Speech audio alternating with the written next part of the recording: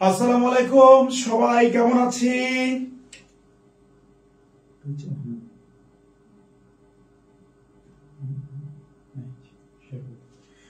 আসসালামু আলাইকুম, সবাই কেমন আছি? আমরা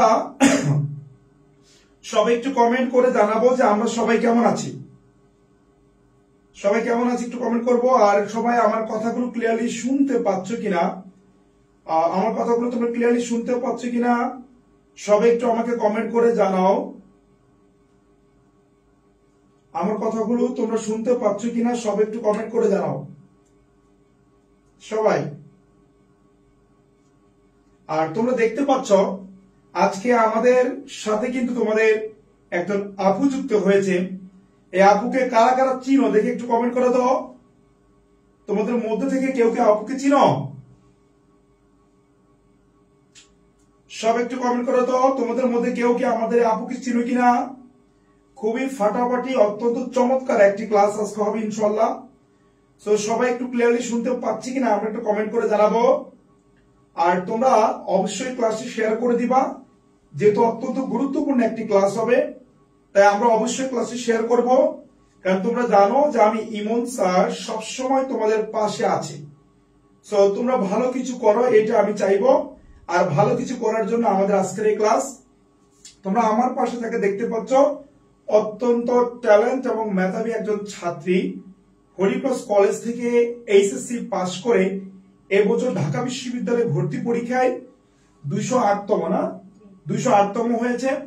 তবে একটু মনে হয় সে একটু যে কোনো একটা কারণেই মাঝখানে একটু প্রবলেম হয়েছে, বাট আরো ভালো করার কথা।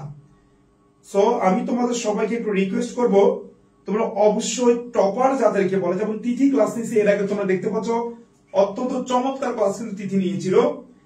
সো তিথির মতোই ইনশাআল্লাহ অত্যন্ত অসাধারণ একটি ক্লাস হবে। আমি তোমাদের সবাইকে রিকোয়েস্ট করব যে তোমরা সবাই আমাদের এই ক্লাসটি একটু শেয়ার করে দিবা। আর সব একটু কমেন্ট করে জানাবা তোমরা ক্লিয়ারলি শুনতে পাচ্ছ কিনা। আমি ইমন স্যার অলওয়েজ তোমাদের জন্যই আছি। তোমাদের যেই কোনো প্রয়োজনে আমি ইমন স্যার সবসময় তোমাদের পাশে আছি। তোমরা একটু শেয়ার করে দিবে, একটু কষ্ট করে সব একটু শেয়ার করে দিবা। শেয়ার করে ফ্রেন্ডদেরকে মেনশন করে একটু কমেন্ট করে দিবা। এবং ক্লাসটি তোমাদের জন্য অত্যন্ত গুরুত্বপূর্ণ একটি ক্লাস হবে ইনশাআল্লাহ। অত্যন্ত গুরুত্বপূর্ণ একটি ক্লাস হবে। আচ্ছা, আমরা সবাইকে ক্লিয়ারলি শুনতে পাচ্ছি একটু কমেন্ট করে দাও। আমরা সবাইকে ক্লিয়ারলি শুনতে পাচ্ছি একটু কমেন্ট করে জানাও। আমরা সবাইকে ক্লিয়ারলি শুনতে পাচ্ছি একটু কমেন্ট করে জানাও। সবাই একটু শুনতে পাচ্ছি কিনা। স্যার আজকে ইংলিশ সেকেন্ড পেপার ক্লাস হবে না, রেসপন্স করবেন প্লিজ।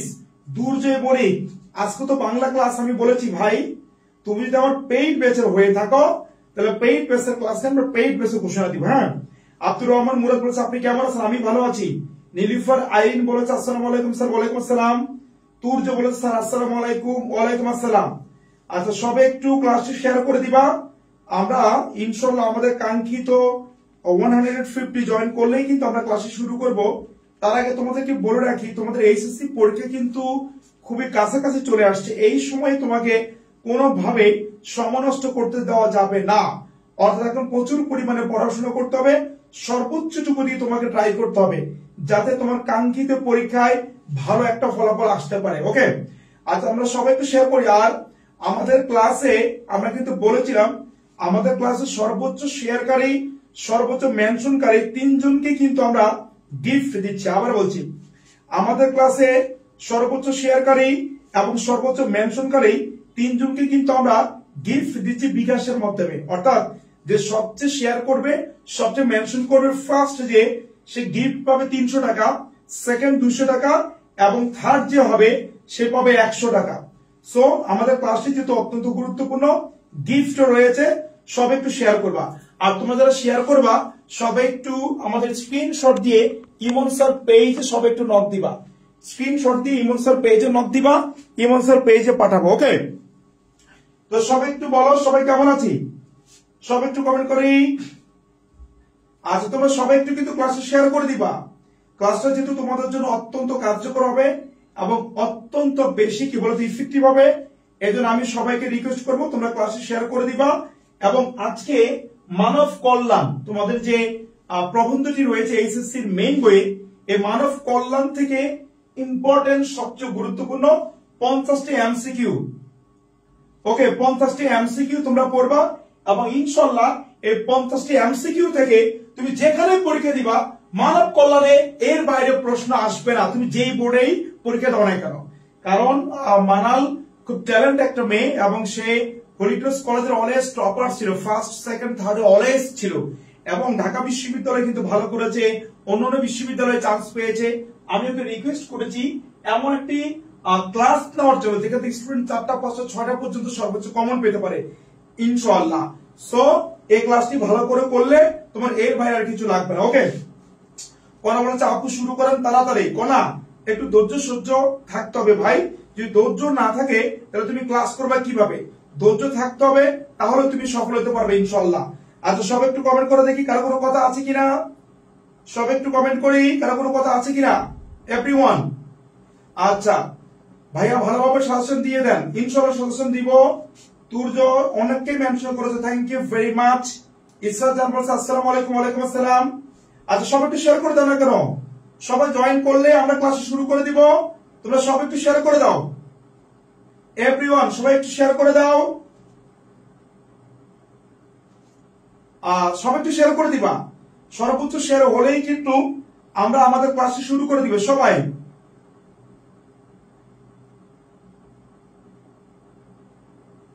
ওকে, তাহলে মানব তুমি কথা বলা শুরু করে দাও। হ্যাঁ, থ্যাংক ইউ ভেরি মাচ।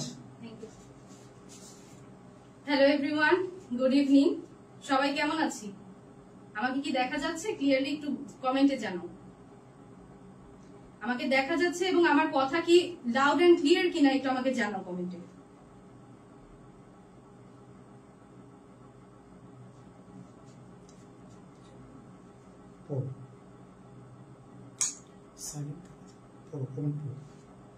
আচ্ছা,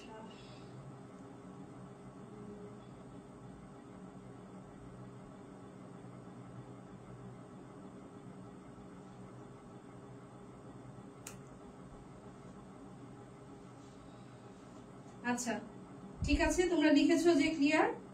ওকে, তাহলে আমি বলি। আমি স্যার আমার সম্পর্কে তো একটু তোমাদের পরিচয় দিয়েছেনই, তারপরে আমি তোমাদেরকে একটু সংক্ষেপে বলি। আমি মানাল মাহাদীপ হলিক্রস স্কুল এবং কলেজ থেকে পাশ করে এবছর ঢাকা বিশ্ববিদ্যালয়ে ভর্তি পরীক্ষায় 208তম স্থান অধিকার করেছি এবং আন্তর্জাতিক সম্পর্ক বিভাগে ভর্তির সুযোগ পেয়েছি আলহামদুলিল্লাহ। তো এইচএসসি পরীক্ষায় বাংলাতে আমি আসলে A+ পেয়েছিলাম। তো এরপর আমার মনে হলো যে আমি যে টেকনিক গুলো ফলো করে আসলে বাংলায় A+ পেয়েছি সেটা তোমাদের সাথে শেয়ার করা উচিত, যাতে তোমরাও এখান থেকে ভালো একটি নাম্বার অর্জন করতে পারো। কারণ বাংলায় বরাবরই A+ আমি দেখি যে এইচএসসি তে হচ্ছে মিস যায়। তো তাই আজকে স্যারের সাথে কথা বলে স্যারের অনুরোধেই হচ্ছে আমি এই ক্লাসটি নিতে এসেছি।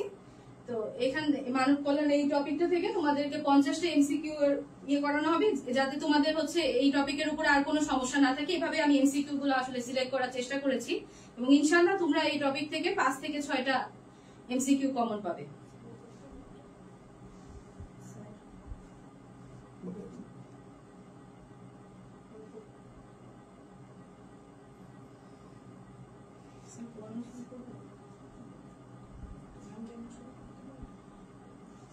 আচ্ছা, মারিয়া বলছে জি আপু। হ্যাঁ আপু তো আছে।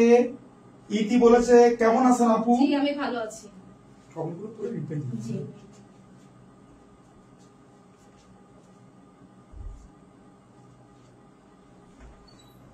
তো তোমাদের হচ্ছে আরেকটা কথা বলে নিই, আমি স্যারের প্রাইভেট ব্যাচের স্টুডেন্ট ছিলাম। তো স্যার আমার অ্যাডমিশন টাইমে অনেকভাবে গাইডলাইন দিয়ে হেল্প করেছে, যে কারণে অ্যাডমিশন জার্নিটা আসলে আমার স্মুথ হয়ে গিয়েছিল। আশা করি এই গাইডলাইন গুলো ফলো করলে তোমরাও আসলে উপকৃত হবে। আচ্ছা, তাহলে যেহেতু সবকিছু ঠিক আছে তাহলে আমি ক্লাস শুরু করি। ঠিক আছে, তাহলে তোমরা আজকে প্রবন্ধটা দেখতেই পাচ্ছ। আসলে এইচএসসি এখানে 2টা প্রবন্ধ আছে আমাদের বাংলা বইতে, একটা হচ্ছে আমার পথ আর একটা হচ্ছে মানব কল্যাণ। তো আমি এই মানব কল্যাণ টপিকটাই বেছে নিয়েছি, কারণ আমার কাছে এটা মনে হয়েছে যে প্রতি বছরই এখান থেকে কিছু না কিছু প্রশ্ন এসেই থাকে। তাহলে আমরা শুরু করি।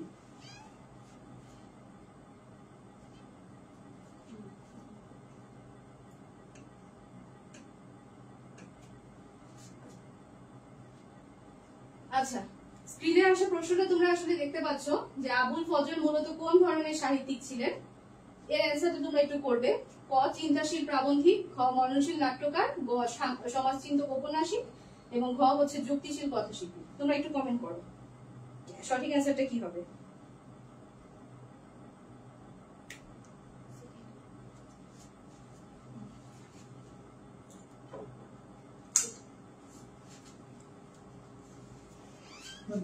লাগবে না?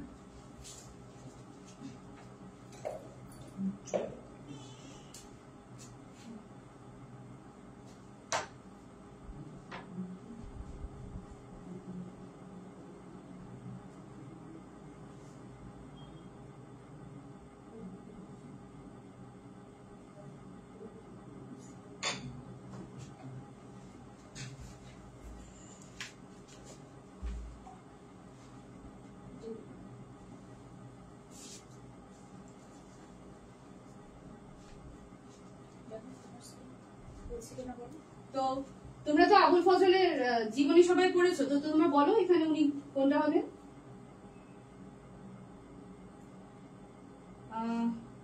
সাইফুল ইসলাম উত্তর করেছো ক জান্নাতুল মিষ্টি মিশরি, ক মোহাম্মদ সাদিক সরকার, গ আচ্ছা কনা চিন্তাশীল প্রাবন্ধিক। আচ্ছা বেশিরভাগই হচ্ছে অ্যান্সার করেছো হচ্ছে ক, এবং হ্যাঁ সঠিক উত্তর হচ্ছে কই হবে।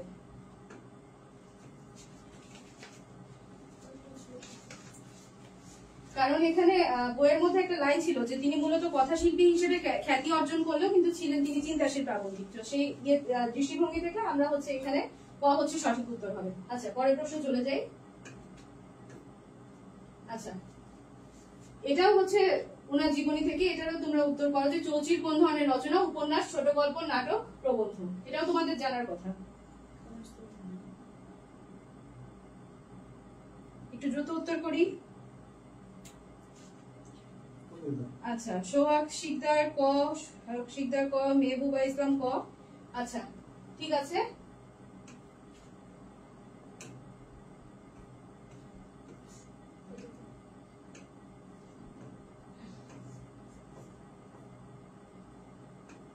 তো তোমাদের উত্তর ঠিক আছে, এটা হচ্ছে উপন্যাস হবে। চৌচি হচ্ছে উপন্যাস। আচ্ছা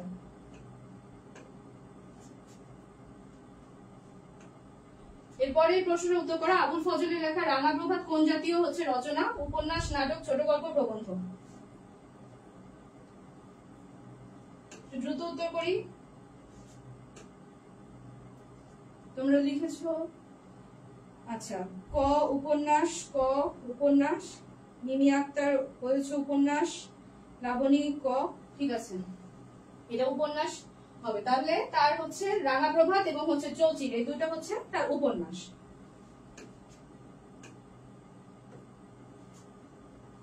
এটা তোমরা একটু কমেন্টে জানাও যে আবুল ফজলের লেখা মৃতের আত্মহত্যা কোন জাতীয় গ্রন্থ, উপন্যাস, গল্প গ্রন্থ, ছোট গল্প নাকি প্রবন্ধ।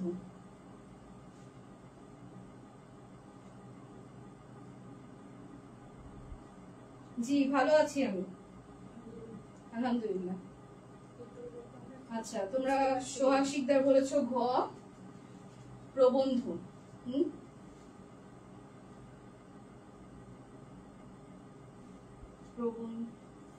আচ্ছা আবুল ফজলের লেখা মৃতের আত্মহত্যা আসলে মূলত গল্প গ্রন্থ। এটার অ্যান্সার হবে হচ্ছে গল্প গ্রন্থ। 4 নম্বরের অ্যান্সার হচ্ছে খ গল্প গ্রন্থ হবে, প্রবন্ধ না। যারা যারা প্রবন্ধ বলেছো তাদের অ্যান্সার ভুল হয়েছে, এটা গল্প গ্রন্থ আমরা জেনে রাখি। আচ্ছা তো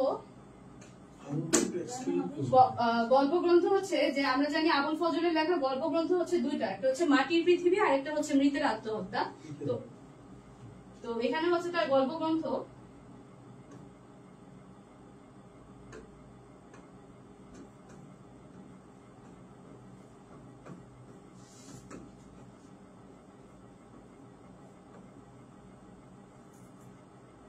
মাটির পৃথিবী প্লাস হচ্ছে মৃতের আত্মহত্যা, এই দুইটা হচ্ছে তার গল্প গ্রন্থ।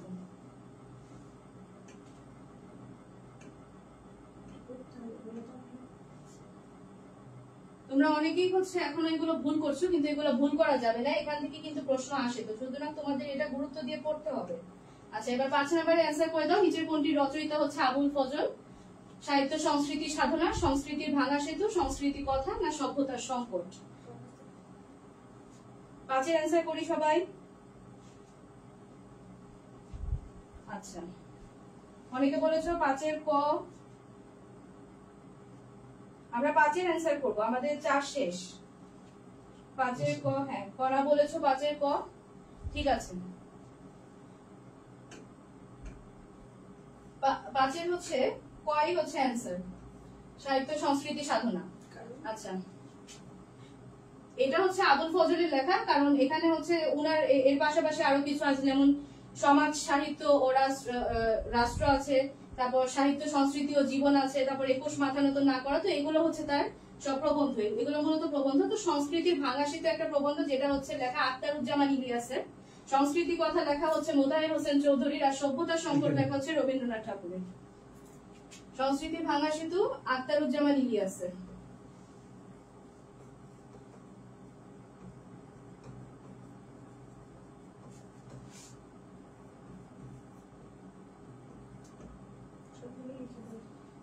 সংস্কৃতি কথা হচ্ছে মোতাহের হোসেন চৌধুরী।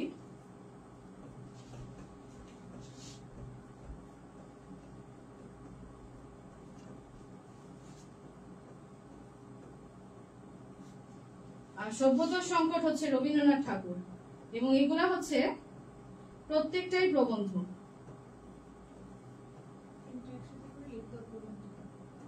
এই যে সবগুলোই হচ্ছে প্রবন্ধ।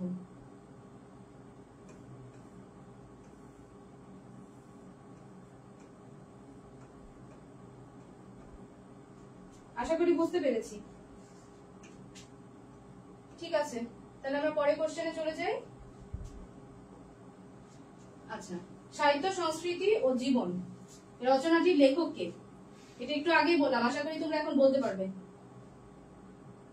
কমেন্ট করো। এটার অ্যান্সার হবে হচ্ছে আবুল ফজল, তোমরা জানো সবাই।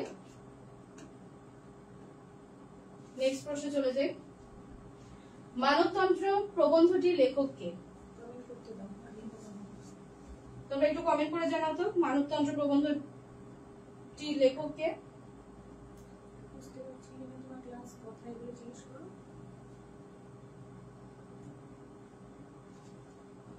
আচ্ছা, তোমরা কি আমার ক্লাস ঠিক মতো বুঝতে পারছো? না বুঝতে পারলে আমাকে কমেন্টে জানাও।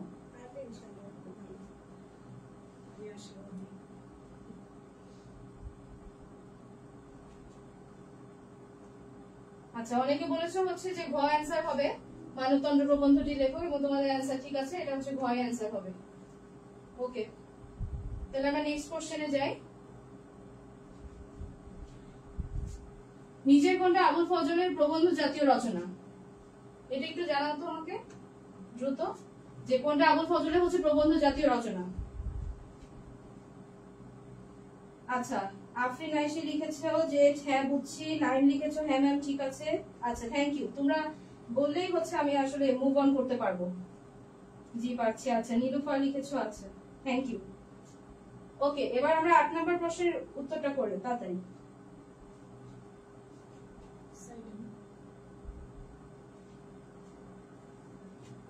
আচ্ছা, আমরা জানি যে আবুল ফজলের এই দুটো হচ্ছে মাটির পৃথিবী আর মৃতের আত্মহত্যা, এগুলো কিন্তু গল্প গ্রন্থ। হ্যাঁ, তার গল্প গ্রন্থ, এবং দুর্দিনের দিনলিপি হচ্ছে তার এটা দিনলিপি। সো বাকি থাকছে হচ্ছে এটা 21 মাথা নত না করা, তাই এটাই হচ্ছে তার প্রবন্ধ জাতীয় রচনা। হ্যাঁ, তোমরা ঠিক বলেছো। তাবাসসুম, রিধা, লামিয়া, ময়নুল হক, ঠিক আছে, সবাইকে ধন্যবাদ। আমরা পরের কোশ্চেনে যাই। রেখাচিত্র কোন জাতীয় রচনা? এটা উপন্যাস, গল্পগ্রন্থ, ছোট গল্প, না দিনলিপি? তোমরা হচ্ছে জানাও।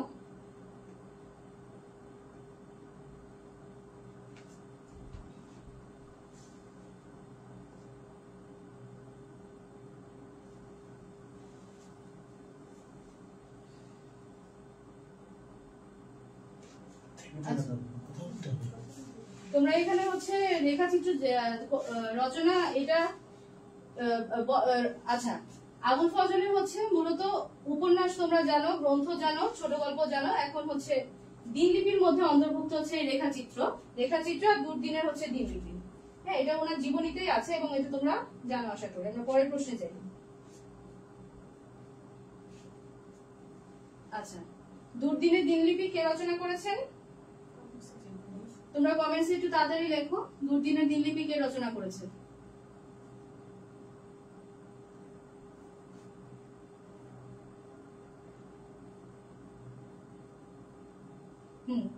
জান্নাতুল মিশরি লিখেছো 4 হ্যাঁ, তোমারটা ঠিক আছে। হ্যাঁ, খান মোহাম্মদ সিয়াম লিখেছো হচ্ছে ঘ, ঠিক আছে। হ্যাঁ, সব ঠিক আছে। তাবাসসুম মৃধা, হ্যাঁ। তাহলে এবার হচ্ছে যে হ্যাঁ, তোমরা এটার অ্যানসার করে দিয়েছো। আবুল ফজল হচ্ছে এই যে দুর্দিনের দিনলিপি হচ্ছে রচনা করেছে। Thank you. এবার আমরা হচ্ছে যাই। তাহলে এটা বলো যে সাহিত্য কৃতির জন্য আবুল ফজল কোন পুরস্কারে হচ্ছে ভূষিত হন? 21 পদক, স্বাধীনতা পদক, শিল্পকলা পদক না বাংলা একাডেমি পুরস্কার?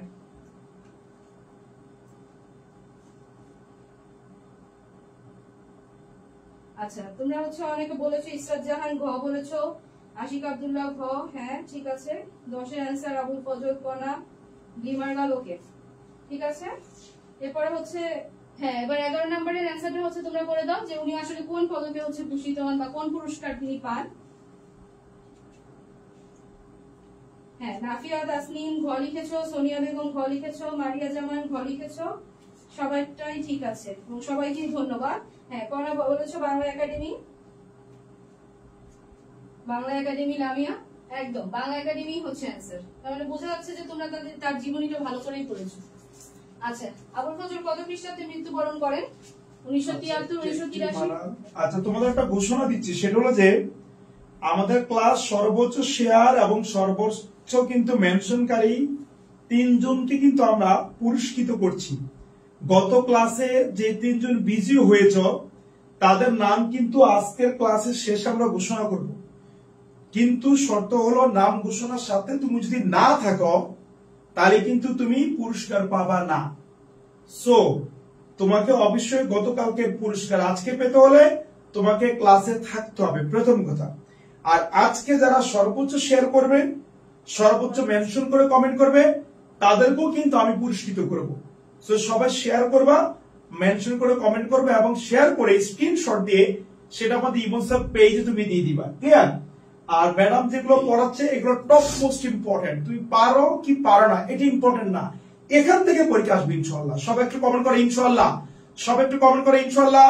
আর তোমরা সবাইকে শেয়ার করে দিয়েছো, একটু কমেন্ট করে জানাও তো সবাইকে শেয়ার করে দিয়েছো কিনা, একটু কমেন্ট করে জানাও। ওকে, তাহলে ক্লাস করো। আচ্ছা, তো তোমাদের ক্লাস কেমন লাগছে তোমরা একটু কমেন্টে জানাও তো। আচ্ছা, তোমরা এটা অ্যানসার করেছো, আমি দেখেছি। আবুল ফজল হচ্ছে 1983 সালে মৃত্যুবরণ করেন এবং তোমরা হচ্ছে একদম ঠিক বলেছো। তোমাদের ক্লাস কেমন লাগছে একটু জানাও কমেন্টে। আমার কথা কি বুঝতে অসুবিধা হচ্ছে নাকি, বা তোমরা আমি কি বেশি দ্রুত পড়াচ্ছি নাকি আর একটু আস্তে পড়াবো নাকি বলো। আচ্ছা আচ্ছা, অবহেলিত বাস্তুহারা মানুষের সঙ্গে আজ কি বৃদ্ধি পেয়েছে? আচ্ছা, আজ কি বৃদ্ধি, আজ কোন ধরনের শব্দ হবে? হ্যাঁ, এখানে কি নয়, কোন ধরনের শব্দ হবে। তো কোশ্চেনটা তো একটু ভুল ছিল, ঠিক করে দিয়েছে। এখন তোমরা একটু অ্যানসার করো যে কোন ধরনের শব্দ হচ্ছে বৃদ্ধি পেয়েছে। জি, আলহামদুলিল্লাহ বলেছো মাইমুনা।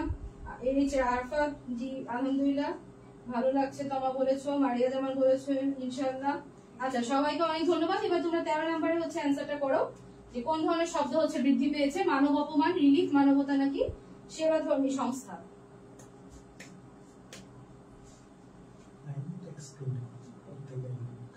আচ্ছা, এই লাইনটা হচ্ছে তোমাদের বইয়ে হচ্ছে নেওয়া হয়েছে যে মানব কল্যাণের সাথে যে মানব মর্যাদার সম্পর্ক, তো এটার প্রেক্ষিতে হচ্ছে এটা নেওয়া হয়েছে যে অবহেলিত বাস্তুহারা মানুষ সে সঙ্গে আজকাল হচ্ছে আমাদের যে রিলিফ বা রিহ্যাবিলিটেশন জাতীয় শব্দ হচ্ছে বেড়েছে। হ্যাঁ, রিলিফ বা রিহ্যাবিলিটেশন জাতীয় শব্দ বেড়েছে। হ্যাঁ কনা, তুমি ঠিকই বলেছো, খ হবে হচ্ছে অ্যান্সার। 13 ঘ সেবাধর্মী সংস্থা না, এটা হবে না, কারণ হচ্ছে যে আমি বলেছি কোন ধরনের শব্দ। ওই একটা লাইন আছে যে অবহেলিত বাস্তুহারা মানুষের সঙ্গে আজ রিলিফ রিহ্যাবিলিটেশন জাতীয় শব্দ বেড়েছে। আর যেখানে তুমি বলছো সেবাধর্মী সংস্থা, হ্যাঁ সেবাধর্মী সংস্থাটা না, ওখানে বলছে রেড ক্রসের মতো সেবাধর্মী সংস্থা কিন্তু মানুষ মানে মানব অপমান, এটা মানে বিষয়টাকে আরো ফুটিয়ে তুলছে। তো এটা হচ্ছে ইয়া হবে, রিলিফ হবে, এই জাতীয় শব্দ হবে। আমি শব্দটা বলেছি।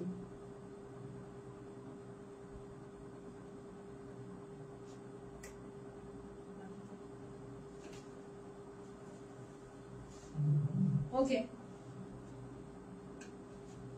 তোমরা কি বুঝতে পেরেছো এটা?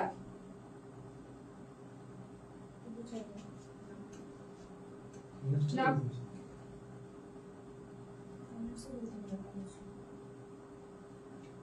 মোহাম্মদ আসিফ, তোমার তো বলি ভাইয়া, হয়তো স্কিপ হয়ে গেছে, বাট আমি তো দেখছি যে তুমি কমেন্ট করছো। জি, তুমি কমেন্ট করো তো সবার আগে, আমি দেখেছি। আমি সবারটাই বলবো আস্তে আস্তে। আচ্ছা, এবার বলে আবুল ফজল হচ্ছে যে কোথায় মৃত্যুবরণ করে, সিলেট, ঢাকা, চট্টগ্রাম নাকি বরিশাল? একটু দেখি তাড়াতাড়ি। রিলিফ মানে হচ্ছে ত্রাণ, রিলিফ মানে হচ্ছে ত্রাণ। তোমরা দেখো না যে বন্যার সময়, তারপর বিভিন্ন প্রাকৃতিক দুর্যোগের সময় যে রিলিফ পাঠায়, এগুলো হচ্ছে যে ত্রাণ বা ত্রাণ সামগ্রী। হ্যাঁ, তো সেইটা হচ্ছে এই ত্রাণেরই বাংলা হচ্ছে রিলিফ। আচ্ছা, 14 বলেছো গ, একদম ঠিক বলেছো। চট্টগ্রামে হচ্ছে তিনি মৃত্যুবরণ করেন, এটা আসলে মুখস্থ ব্যাপার। আচ্ছা, আমরা পরের ইয়েতে যাই। আমাদের প্রচলিত ধারণা চলতি কথায় কোন কথাটা মামুলি আর সস্তা অর্থে ব্যবহৃত হয়? এটা তোমরা সবাই জানো, এটা বইয়ের প্রথম লাইন।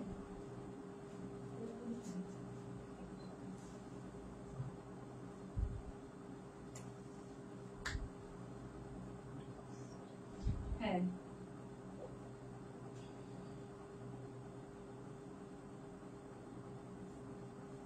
আচ্ছা, তোমরা হচ্ছে এখানে, হ্যাঁ মোহাম্মদ আসিফ, আমি তোমার কমেন্টটা দেখেছি। অর্পিতা সরকার বলেছো চট্টগ্রাম, ঠিক আছে। এবার 15 নাম্বারটা, হ্যাঁ তোমরা বলেছো যে মানব কল্যাণ। 15 বলেছো মানব কল্যাণ, জান্নাতুল ফেরদৌসী। 14 গ, 14 গ বলেছো, হ্যাঁ 14 গ চট্টগ্রাম, আমরা ইয়ে করে এসেছি। এবার 15 নম্বরটা হচ্ছে তোমরা বলেছো মানব কল্যাণ। না, আমাদের প্রচলিত ধারণা চলতি কথায় আমরা মানব কল্যাণ কথাটা হচ্ছে সস্তা এবং মামুলি অর্থে ব্যবহার করে থাকি, মানব মর্যাদা না, মানব কল্যাণ হবে। হ্যাঁ ঠিক বলেছ নীলুফার আইরিন। এরপর হচ্ছে যে একমুষ্টি ভিক্ষা দেওয়াকে আমরা মানব কল্যাণ বলে মনে করি কেন? আমরা যখন একটা ভিক্ষুককে একমুষ্টি ভিক্ষা দিই, কেন সেটা আমরা মানব কল্যাণ মনে করি? উপলব্ধিহীনতার কারণে, মানসিক বিকারগ্রস্ততার কারণে, যথার্থ উপলব্ধির কারণে, নাকি মানব হিতৈষী মনোভাবের কারণে? মানব হিতৈষী মনোভাব যে আমরা মনে করি যে ভিক্ষা দিয়ে আমরা অনেক বড় কিছু হয়ে গিয়েছি, বা মানুষকে দান করে হচ্ছে আমরা অনেক মহামানব, মানে এরকম হয়ে গিয়েছি, এটা হচ্ছে মানব হিতৈষী।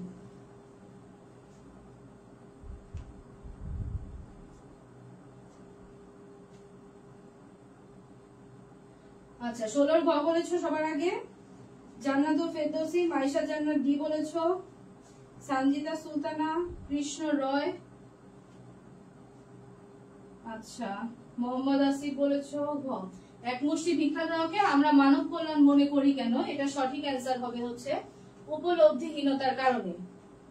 হ্যাঁ, মানব কল্যাণ মানে হচ্ছে যে মানুষ যে অবস্থায় আছে, হ্যাঁ ধরো একটা ভিক্ষুক যে অবস্থায় আছে, সে অবস্থা থেকে তার এমন একটা অবস্থায় তাকে নিয়ে যাওয়া যাতে সে মান সম্মানের সাথে বেঁচে থাকতে পারে। হ্যাঁ, তাকে ভিক্ষা দিলে তো তার মান মানে অবস্থার কোনো উন্নতি হলো না, তাহলে তো তার মানে কোনো at the end of the day তো তার কোনো কল্যাণ হলো না। না, আমাদের উদ্দেশ্য হচ্ছে যে আমরা মানুষের হচ্ছে মর্যাদাপূর্ণ অবস্থায় মানুষকে উত্তরণ করব।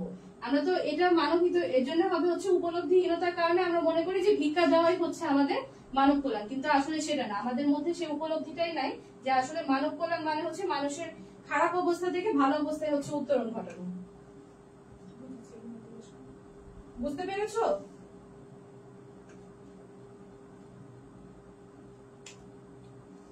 আচ্ছা, তাহলে আমরা পরের প্রশ্ন চলে যাই। কোন কাজ মনুষ্যত্ববোধ এবং মানব মর্যাদাকে হচ্ছে ক্ষুণ্ণ করে? ভিক্ষা প্রদান করা, অন্যকে সাহায্য সহযোগিতা করা, অপরের ব্যথায় ব্যথিত হওয়া, মানব সেবায় নিয়োজিত হওয়া। এটা একটু কমেন্ট করো তো। সজীব খান কোনটা ব্যাখ্যা করে বলবো? ব্যাখ্যা তো করেছি। আচ্ছা, তো কোন কাজ মনুষ্যত্ববোধ এবং মানব মর্যাদাকে ক্ষুণ্ণ করে, তোমরা এটা বলো। এটার অ্যান্সার হবে হচ্ছে ভিক্ষা প্রদান করা। এটা তোমাদের হচ্ছে বই রিলেন। হ্যাঁ, 17 ক যারা যারা বলেছো তারা ঠিক বলেছো। কৃষ্ণ রয়, তাসনিয়া তাসনিম ঠিক বলেছো। কোন বিষয়টা সাধারণত আমাদের উপলব্ধি করা হয় না?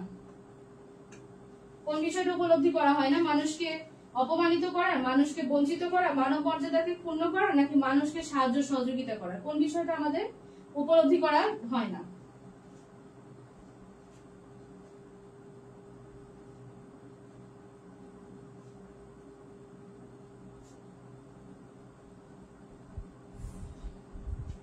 ফারাবি শান্ত জিজ্ঞেস করেছো আমার নাম কি? আমার নাম হচ্ছে মানান মাহাদি। আচ্ছা, উপলব্ধি করা হয় না। তোমরা এটা অ্যান্সার করতে পেরেছো? দেখি কে কে অ্যান্সার করতে পারবে।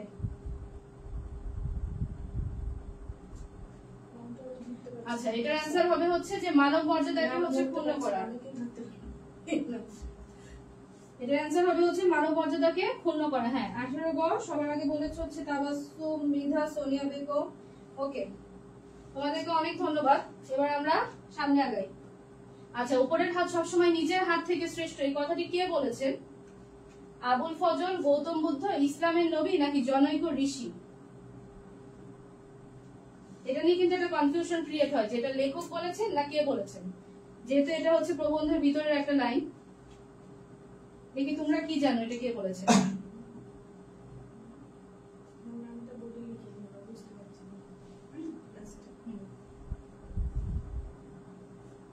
হ্যাঁ, মোহাম্মদ আসিফ সবার আগে কমেন্ট করেছো গ।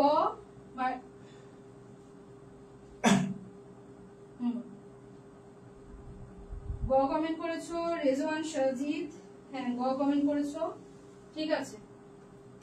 অ্যান্সার গই হবে, কারণ ইসলামের নবী হযরত মুহাম্মদ সাল্লাল্লাহু আলাইহি ওয়াসাল্লাম বলেছেন যে উপরের হাত সবসময় নিজের হাত থেকে শ্রেষ্ঠ। আর এই কথাটা মানে হচ্ছে উপরের হাত মানে হচ্ছে যে হাত অনুগ্রহ বর্ষণ করে, আর নিচের হাত মানে হচ্ছে যে হাতটা হচ্ছে হাত পেতে মানুষ হচ্ছে অনুগ্রহটা গ্রহণ করে। হ্যাঁ, এটা। আচ্ছা,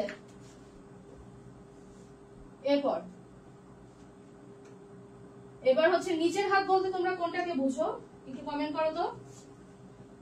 20 নম্বরের অ্যান্সার কি হবে? 19 যারা যারা অ্যান্সার করেছো সেটা ঠিক আছে। গ যারা যারা বলেছো সবার ঠিক আছে। এইচ আরাফাত, হ্যাঁ মারিয়া জামান ঠিক আছে। এবার হচ্ছে 20 এর অ্যান্সারটা কি হবে? নিচের হাত বলতে লেখক বুঝিয়েছেন কোনটা? পরোপকারী, গ্রহিতা, মহৎ হৃদয়, নাকি দাতা? হ্যাঁ, জান্নাতুল ফেরদৌসী বলছো 20 এর খ। কৃষ্ণ রয় খ। তোমাদের অ্যান্সার ঠিক আছে, কারণ একটু আগে আমি বললাম যে হাত গ্রহণ করে না, অনুগ্রহ গ্রহণ মানে অনুগ্রহ যেটা সেটা হচ্ছে গ্রহণ করে, সেটাই হচ্ছে গ্রহিতা। যে গ্রহণ করে সে হচ্ছে গ্রহিতা, যে দান করে সে হচ্ছে দাতা। সুতরাং নিজের হাত এটা হচ্ছে গ্রহিতা। উপরের হাত বলতে কাকে বুঝি?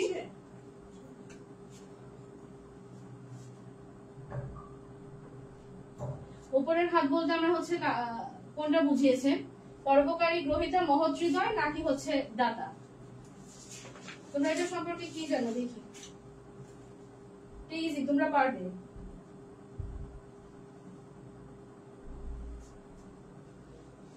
নিচের হাত ছিল, এবার উপরের হাত নিয়ে বলো। উপরের হাত হচ্ছে কোনটাকে বুঝিয়েছে? দেখি কে সবার আগে অ্যান্সার করতে পারে। আচ্ছা, বলার সাথে সাথে অ্যান্সার করেছে হচ্ছে কণা, তাসনিয়া তাসনিম, কণা, দাতা। হ্যাঁ হ্যাঁ ঠিক আছে, খুব ভালো, তোমরা এটা পেরেছো। এবারে যাই, কোন মনোভাব নিয়ে কারো মঙ্গল করা যায় না, এটা তোমাদের একদম বইয়ের লাইন। হ্যাঁ, কোন মনোভাব নিয়ে মঙ্গল করা যায় না। আমি আশা করি যে এবারও তোমরা সবাই পারবে। দেখি কে দ্রুত অ্যান্সার করতে পারে। আর তোমরা কে কোন জেলা থেকে বসে ক্লাসটা দেখছো একটু কমেন্ট করো তো। একটু কমেন্ট করে জানাও। ফার্স্ট কমেন্ট করে জানাও কোন মনোভাব নিয়ে কারো মঙ্গল করা যায় না, এটা বলে দেন। এবং এটা হচ্ছে বিভক্তিকরণের মনোভাব নিয়ে কখনো কারো হচ্ছে মঙ্গল করা যায় না।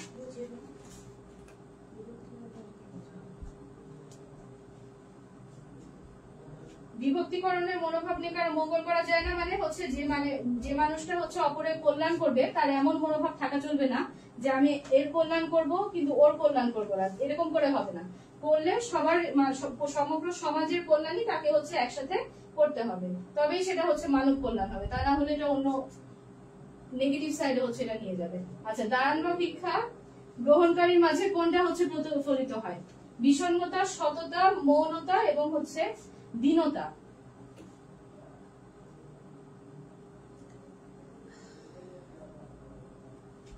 আচ্ছা, দান বা ভিক্ষা গ্রহণকারীর মাঝে হচ্ছে কোনটা প্রতিফলিত হয়? এটা আমরা জানি, দান বা ভিক্ষা হচ্ছে গ্রহণকারীর মাঝে। আচ্ছা, 22-এর যারা হচ্ছে ক বলেছো যে কোন মনোভাব নিয়ে মঙ্গল করা যায় না, দাম্ভিক না, দাম্ভিক মনোভাব, এটা আসলে এটা তোমাদের বইয়ে নাই, বইয়ে হচ্ছে বিভক্তিকরণের হচ্ছে মনোভাব নিয়ে ইয়ে করা যায় না, দাম্ভিক দিলে ভুল হবে। আচ্ছা, তোমরা বলেছো হচ্ছে দীনতা, 23-এর অ্যান্সার ঠিক বলেছো। তার মানে বোঝাই যাচ্ছে যে যারা যারা এটা ঠিক বলছো তারা বইটাকে খুব ভালো করে পড়েছো এবং তোমাদের প্রিপারেশনও খুব ভালো। আর যারা হচ্ছে ভুল বলছো তাদের প্রিপারেশনও মোটামুটি, কিন্তু তাদের আরেকটু রিভিশন দেওয়ার প্রয়োজন আছে, রিভিশন দিলে ইনশাল্লাহ তোমরা হচ্ছে পারবে। আচ্ছা, ভিক্ষা গ্রহণকারীর দীনতা হচ্ছে কোথায় প্রতিফলিত হয়? এটা ওই একই লাইন থেকে দেওয়া হয়েছে যেখান থেকে হচ্ছে দীনতা ওয়ার্ডটা দেওয়া হয়েছে এবং আমি জানি তোমরা জানো। দেখি, আচ্ছা, ফারাবি শান্ত টাঙ্গাইল, রেজওয়ান সাজিদ বগুড়া। আচ্ছা, তারপর হচ্ছে হ্যাঁ 23-এর তোমরা বলছো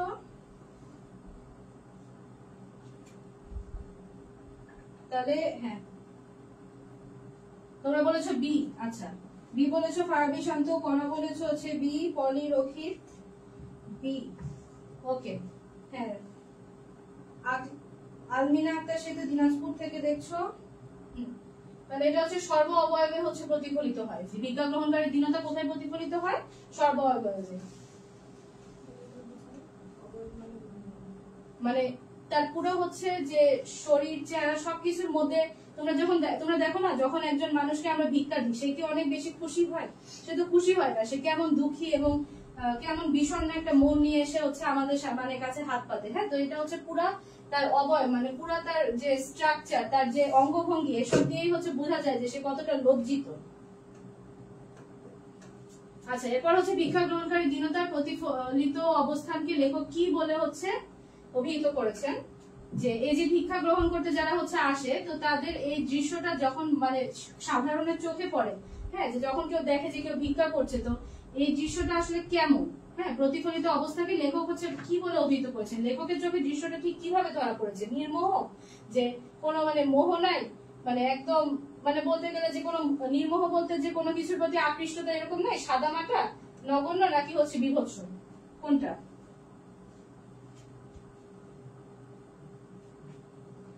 হ্যাঁ, জান্নাতুল ফেরদৌসি। আচ্ছা, তোমরা বলেছো হ্যাঁ কি বলে অভিহিত? 25-এর অ্যান্সার বিভৎস। হ্যাঁ, কণা বলেছো বিভৎস। আচ্ছা, বিভৎস, হ্যাঁ অ্যান্সার হচ্ছে বিভৎস।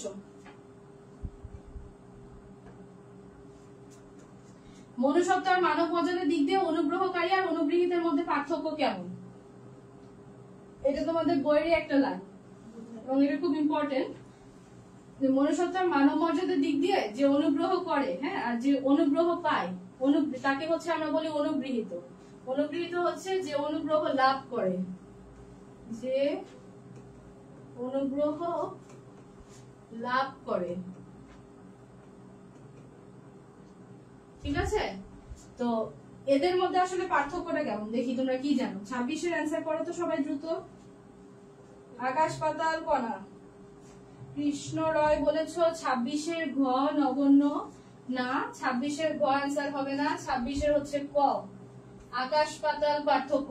মনুষ্যত্ব আর মানব মর্যাদার দিক দিয়ে অনুগ্রহকারী আর অনুগৃহীতের মধ্যে আকাশ পাতাল হচ্ছে পার্থক্য। আচ্ছা, এরপরে হচ্ছে কোনটা জাতির যৌথ জীবন আর যৌথ চেতনার প্রতীক? এটা তোমরা বলো দেখি, কে আগে বলতে পারো? এটা সহজ। কোনটা জাতির যৌথ জীবন আর যৌথ চেতনার প্রতীক?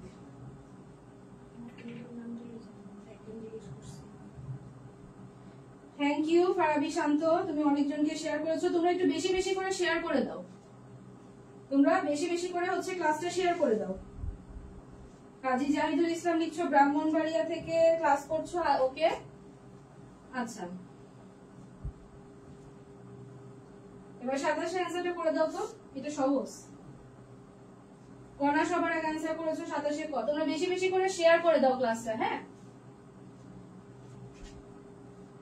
রাষ্ট্র, রেজওয়ান সাজিদ, হ্যাঁ রাষ্ট্র। সবাই একটু দ্রুত কমেন্ট করো, বেশি করে কমেন্ট করো। তোমরা যা জানো, ভুল হোক, ভুল হলে কোনো সমস্যা নেই, আমরা ভুল থেকেই শিখবো। এটা রাষ্ট্র হবে। জাতিকে আত্মমর্যাদা সম্পন্ন করে তোলা হচ্ছে কার দায়িত্ব? এটাও তোমরা পারবে। জান্নাতুল, হ্যাঁ 27 বলেছো ক।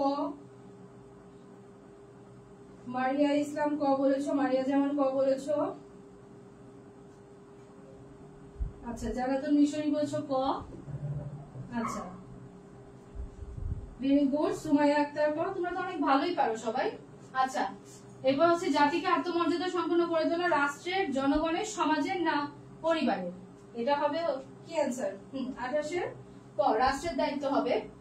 হ্যাঁ, কারণ এই লাইনটা হচ্ছে বইয়ে ছিল যে রাষ্ট্রের একটা অন্যতম বড় দায়িত্বই হচ্ছে যে জাতিকে আত্মমর্যাদা সম্পন্ন হচ্ছে করে, হ্যাঁ, গড়ে তোলা। এটা হচ্ছে রাষ্ট্রেরই হচ্ছে দায়িত্ব। যদি না করে তোলে তাহলে সেই জাতি বিশ্বের অন্যান্য উন্নত জাতির সাথে যে প্রতিযোগিতা, ওই প্রতিযোগিতায় কিন্তু টিকে থাকতে পারবে না।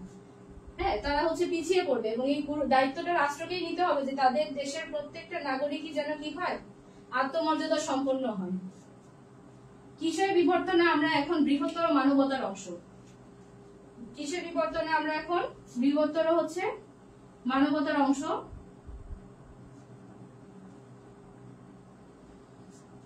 সভ্যতা বিবর্তন, মুক্ত বিচার বুদ্ধির চর্চায়, কালের বিবর্তন, মানবিক বৃত্তি বিকাশে। কিসের বিবর্তনে আমরা হচ্ছে বৃহত্তর মানবতার অংশ? 29 অ্যান্সারটা একটু দ্রুত করে দাও। হ্যাঁ, 28 ক যারা হচ্ছে বলেছো, শ্রী হরিদাস, মোহাম্মদ আসিফ, হ্যাঁ। মারিয়া ইসলাম বলেছো হচ্ছে জনগণ, জনগণ না, জাতিকে আত্মমর্যাদা সম্পন্ন করে গড়ে তোলার দায়িত্ব হচ্ছে রাষ্ট্রের, জনগণ না। সভ্যতার বিবর্তন বলছো রেজওয়ান সাজিদ, এটা ভুল হয়েছে, সভ্যতা হবে না। কণা বলেছো কালের বিবর্তন, হ্যাঁ কালের বিবর্তন হবে হচ্ছে অ্যান্সার। 29 অ্যান্সার হবে হচ্ছে কালের বিবর্তন, গ।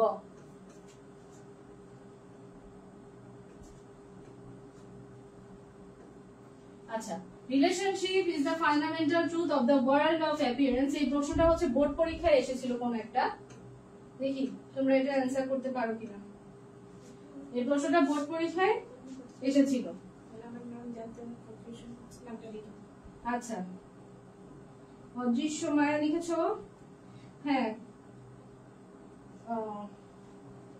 29 অ্যান্সার করেছো হচ্ছে খ, মুক্ত বিচার বুদ্ধির চর্চায় না, কালের বিবর্তনে আমরা এখন বৃহত্তর মানবতার অংশ। হ্যাঁ, 29 অ্যান্সার হচ্ছে গ হবে। ঠিক আছে, হ্যাঁ। আচ্ছা, কালের বিবর্তন, হ্যাঁ ঠিক আছে। এবার 30 অ্যান্সার তোমরা প্রথমেই সবার আগে কমেন্ট করেছো হচ্ছে যে মোজাহিদা ইসলাম সামিয়া, 30 বলেছো খ।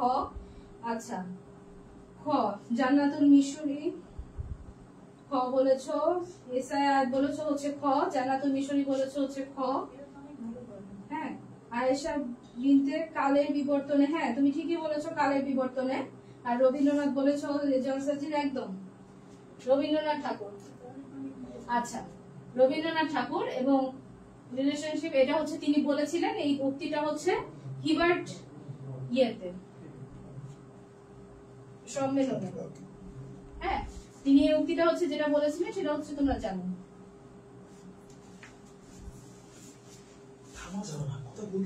তারপরে হচ্ছে যে লেখক কোন কাজকে মানব কল্যাণ বলে মনে করেন না।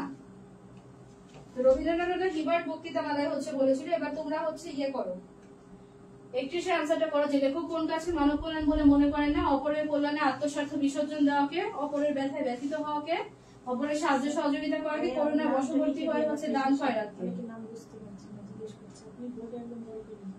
তাহলে এটা হচ্ছে যে অপরের ব্যথায় ব্যথিত হওয়াকে, অপরের সাহায্য সহযোগিতা করাকে, করুণা বশবর্তী হয়ে দান খয়রাতকে। দেখি কে আগে অ্যান্সার করতে পারে। 31 নাম্বারটা অ্যান্সার করো। 31 এ গ সবার আগে অ্যান্সার করেছো।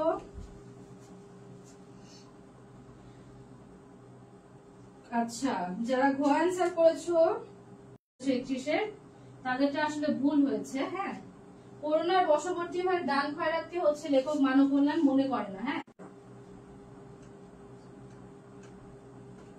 আচ্ছা, মনুষ্যত্ববোধ এবং মানব মর্যাদা ক্ষুণ্ণ হয় কিভাবে এটা বলো। মানব কল্যাণের প্রকৃত অর্থ বুঝতে না পারায়, অসহায় ভিক্ষুক এক মুষ্টি ভিক্ষা না দেয়, বেশি বেশি দান খয়রাত না করায়, অধিক পরিমাণ সম্পদ সঞ্চিত না রাখায় মনুষ্যত্ববোধ এবং মানব মর্যাদা ক্ষুণ্ণ হয়।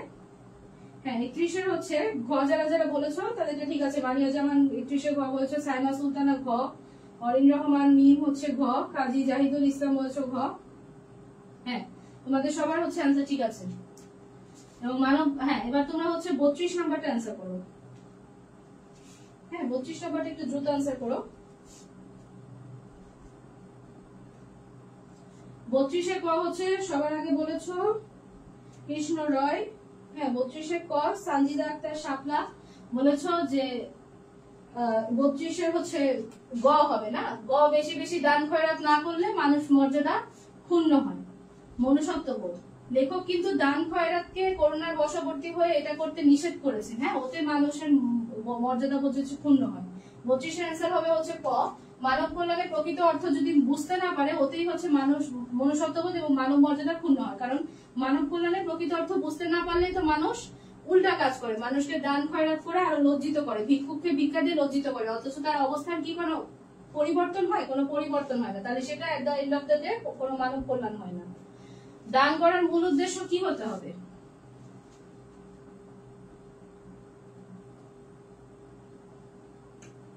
দান করার মূল উদ্দেশ্য কি হতে হবে তোমরা বলো।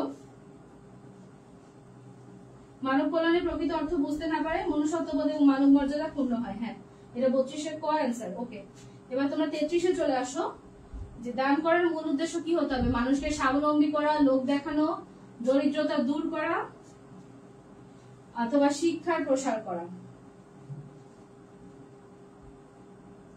আচ্ছা, 33 বলেছো মানুষকে স্বাবলম্বী করা। এই তো তোমরা বুঝতে পেরেছো যে আসলে লেখক কি বলতে চেয়েছেন, এর জন্য তোমরা হচ্ছে সঠিক অ্যান্সার করেছো। আচ্ছা, লেখকের মতে একটা রাষ্ট্র কিভাবে আত্মমর্যাদা সম্পন্ন হচ্ছে নাগরিক সৃষ্টি করতে পারে। এখন এটা দেখো, রপ্তানি পরিমাণ উল্লেখযোগ্য হারে বৃদ্ধি করলে, হাত পাতা বা চাটুকারিতাকে প্রশ্রয় না দেওয়ার মাধ্যমে, বিদেশি পণ্যের আমদানি বাড়ালে, দেশের জনগণকে আত্মমর্যাদার কথা স্মরণ করে দেওয়ার মাধ্যমে আত্মমর্যাদা সম্পন্ন নাগরিক সৃষ্টি, মানে এটা লেখকের মতে কিভাবে একটা রাষ্ট্র আত্মমর্যাদা সম্পন্ন নাগরিক সৃষ্টি করতে পারে। আচ্ছা, 33 এর হচ্ছে যারা যারা কো অ্যান্সার করেছে সবাইকে ধন্যবাদ, তোমাদের অ্যান্সার হচ্ছে ঠিক হয়েছে। আচ্ছা, 34 এর বলেছে হচ্ছে ঘ, দেশের জনগণকে আত্মমর্যাদার কথা স্মরণ করিয়ে দেওয়ার মাধ্যমে। কে কে তোমরা 34 এর ঘ বলছো দেখি তো। অর্পিতা দেবী বলেছো ঘ, মোহাম্মদ আসি বলেছো ঘ। আচ্ছা, 34 এর অ্যান্সার হবে হচ্ছে খ। 34 এর অ্যান্সার হবে কেন আমি একটু ব্যাখ্যা করে দিই। কারণ এখানে একটা লাইন ছিল যে দেখো, যে রাষ্ট্র হাত পাতা আর চাটুকারিতাকে প্রশ্রয় দেয়, হ্যাঁ, সে রাষ্ট্র কখনো আত্মমর্যাদা সম্পন্ন নাগরিক তৈরি করতে পারে না। এবং এটা অ্যান্সার হবে হচ্ছে হাত পাতা চাটুকারিতাকে প্রশ্রয় না দেওয়ার মাধ্যমে। এভাবেই হচ্ছে আত্মমর্যাদা সম্পন্ন নাগরিক হচ্ছে তৈরি করতে পারবে একটা রাষ্ট্র, যদি সে হাত পাতা চাটুকারিতাকে হচ্ছে প্রশ্রয় না দেয়। যদি প্রশ্রয় দেয় তাহলে তো সে আত্মমর্যাদা সম্পন্ন নাগরিক তৈরি করতে পারবে না। আর রপ্তানির পরিমাণ উল্লেখযোগ্য হার, আমদানি পরিমাণ বাড়ানো, হ্যাঁ, জনগণকে আত্মমর্যাদার কথা স্মরণ করে দেওয়া, এইগুলো অ্যান্সার একটাও হবে না। সঠিক অ্যান্সার হচ্ছে খ।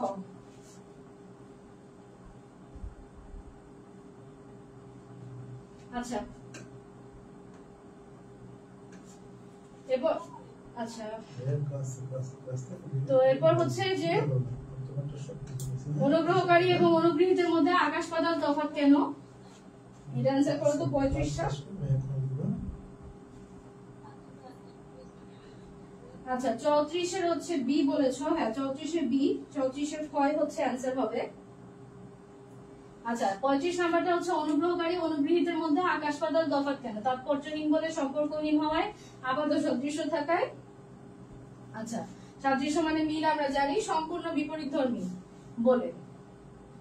আচ্ছা এটা হচ্ছে যে অনুগ্রহকারী এবং অনুগৃহীতের মধ্যে আকাশ পাতাল তফাৎ হচ্ছে যে সম্পূর্ণ বিপরীতধর্মী বলে, কারণ একজন অনুগ্রহ করছে আর একজন অনুগ্রহ নিচ্ছে, এটা সম্পর্কহীন না, তাৎপর্যহীন না, এটা না, এটা না, আপাত সাদৃশ্য কিভাবে সাদৃশ্য থাকে, এটা সাদৃশ্য থাকে না, এটা পুরোপুরি বিপরীতধর্মী, এর জন্য অ্যান্সার হবে হচ্ছে ঘ।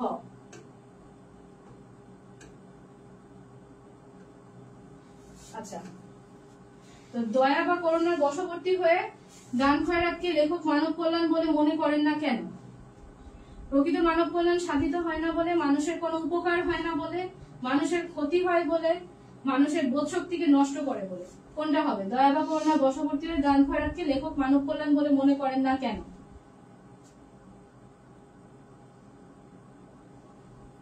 35-এর হচ্ছে গ অ্যান্সার হবে। মারিয়া ইসলাম বলেছো 35-এর গ হবে না, হ্যাঁ ওটা হচ্ছে আপাত সাদৃশ্য থাকায় কোনো সাদৃশ্য নেই, যে অনুগ্রহ করে আর যে অনুগ্রহ নেয় এর মধ্যে কোনো সাদৃশ্য নেই, দুটোই বিপরীত চরিত্র।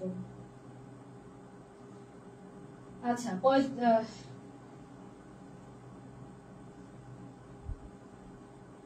আচ্ছা তারপরে হচ্ছে ক বলছো মেহবুবা ইসলাম, ওয়ালি রক্ষিত বলছো 35-এর গ। আচ্ছা 36-এর ক বলছো, কনা 36-1, হ্যাঁ 35 ঘ, 35 ঘ, হ্যাঁ 35 ঘ ঠিক আছে, হ্যাঁ 36 ক, মরিয়ম নিধি, হ্যাঁ 36 ক। প্রকৃত মানব কল্যাণ হচ্ছে সাধিত হয় না বলে, দয়া করুণার বশবর্তী হয় গান খয়রাত প্রকৃত মানব কল্যাণ নয়। মনুষ্যত্বের অবমাননা বলতে লেখক কি বুঝিয়েছেন, এরপরে কোশ্চেন আসে, মনুষ্যত্বের অবমাননা বলতে লেখক কি বুঝিয়েছেন? মানুষের বোধ শক্তি নষ্ট হওয়া, মানুষের অকল্যাণ সাধিত হওয়া, মানুষের অভাব দীর্ঘস্থায়ী হওয়া, নাকি মানুষের মর্যাদা বোধ হচ্ছে পূর্ণ হয়। একটু দ্রুত কমেন্ট করে জানাও তো। হ্যাঁ এসকে মিজাম তুমি নতুন, আচ্ছা ঠিক আছে, তুমি ক্লাসে জয়েন করেছো, কোনটা বুঝতে সমস্যা হলে আমাকে তুমি বলো, আমি আবার বুঝিয়ে দিব। হ্যাঁ তোমরা সবাই আমাকে একটু কমেন্টে জানাও তো যে তোমরা আমার সাথে সাথে ক্লাস ধরতে পারছো নাকি, না আমি বেশি দ্রুত পড়াচ্ছি। যদি দ্রুত পড়ে আমাকে একটু বলো, তাহলে আমি একটু গতি কমিয়ে দিব।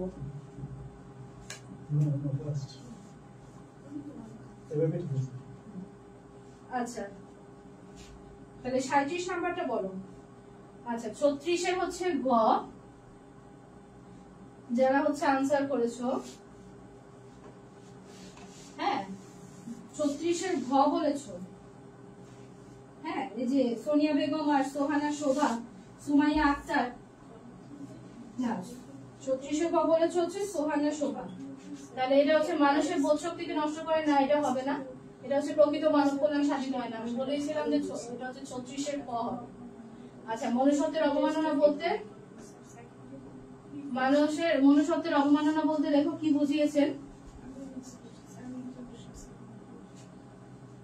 37-এর গ বলেছো মানুষের মর্যাদা বোধকে ক্ষুণ্ণ হওয়া। মনুষ্যত্বের অবমাননা বলতে লেখক বুঝিয়েছেন হচ্ছে মানুষের যে মর্যাদা বোধ সেটা হচ্ছে ক্ষুণ্ণ হওয়া।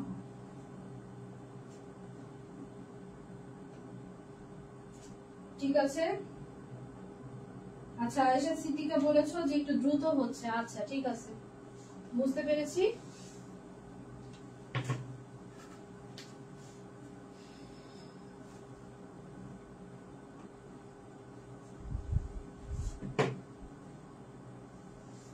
মারিয়া ইসলাম বলেছো তুমি নতুন, ওকে। আচ্ছা এবার 38 কি হবে?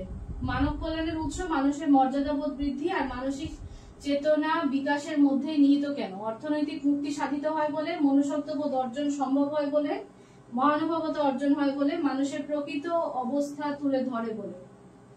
হ্যাঁ, মানব কল্যাণের উৎস যে আমরা জানি যে মানব কল্যাণের উৎস মানুষের মর্যাদাবোধ বৃদ্ধি আর মানসিক চেতনা বিকাশের মধ্যে নিহিত। কিন্তু এটা কেন?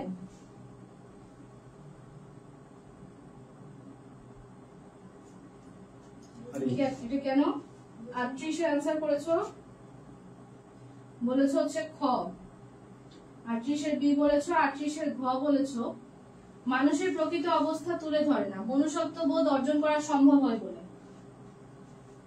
মানুষের যখন মর্যাদা বোধ হচ্ছে বৃদ্ধি পাবে এবং যখন মানসিক চেতনা বিকাশ হবে, হ্যাঁ, তখনই হচ্ছে তার মানে সে হচ্ছে মনুষ্যত্ব বোধ যখন অর্জন করবে তখনই হচ্ছে তার এই যে এই গুণগুলো অটোমেটিক্যালি হচ্ছে চলে আসবে।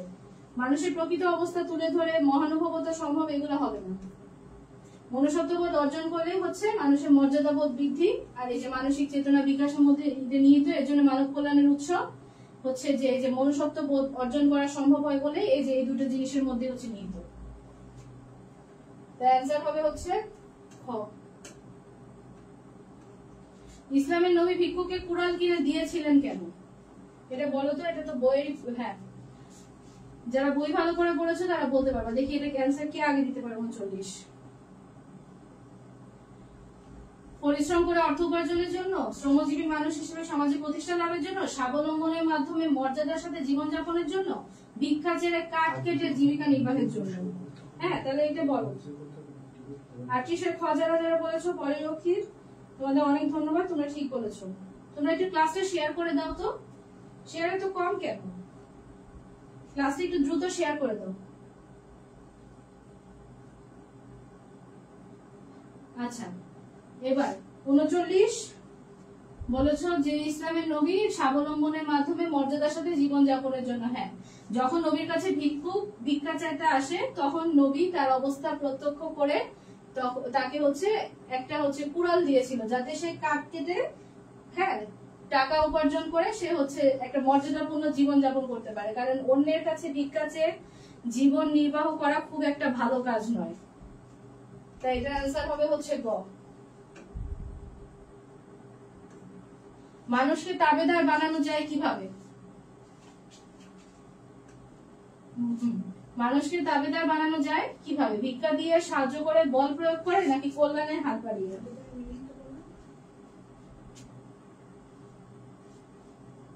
তাবেদার বা হচ্ছে চাটুকার কিভাবে বানানো যায়? 39 গ বলেছো শিওর। মামুন হোসেন রাসেল, হ্যাঁ তুমি ঠিকই বলেছো। পরিরক্ষিত, হ্যাঁ 39 গ, তোমাদের অনেক ধন্যবাদ। স্বাবলম্বনের মাধ্যমে মর্যাদা। তোমরা যারা ক্লাস দেখছো তারা সবাই কমেন্ট করো, ভুল হলে হবে, আমরা ভুল থেকেই শিখবো। এত কম কমেন্ট কেন? আর ক্লাসটা বেশি বেশি করে শেয়ার করে দাও। এবার বলো 40 এর আনসার কি হবে? 39 গ বলেছো, ঠিক আছে। আচ্ছা, এবার মানুষকে তাবেদার বানানো যায় কি করে? ভিক্ষা দিয়ে, সাহায্য করে, তাবেদার বা চাটুকার। হ্যাঁ, এটা বানানো যায় হচ্ছে কি করে? 40 ঘ বলেছো মোহাম্মদ আরকান মিয়া। আচ্ছা, 40 ঘ বলেছো মেহবুবা ইসলাম, কল্যাণের হাত বাড়িয়ে। আচ্ছা, মানুষকে তাবেদার বা চাটুকার বানানো যায়, এটার আনসার হবে হচ্ছে গ। কনা বলেছো গ।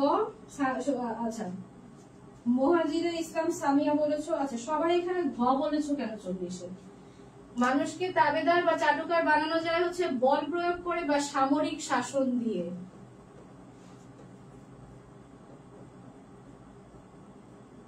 তোমাদের প্রবন্ধটা যেখানে শেষ তার 2-1 প্যারা আগেই এই জিনিসটা হচ্ছে লেখা আছে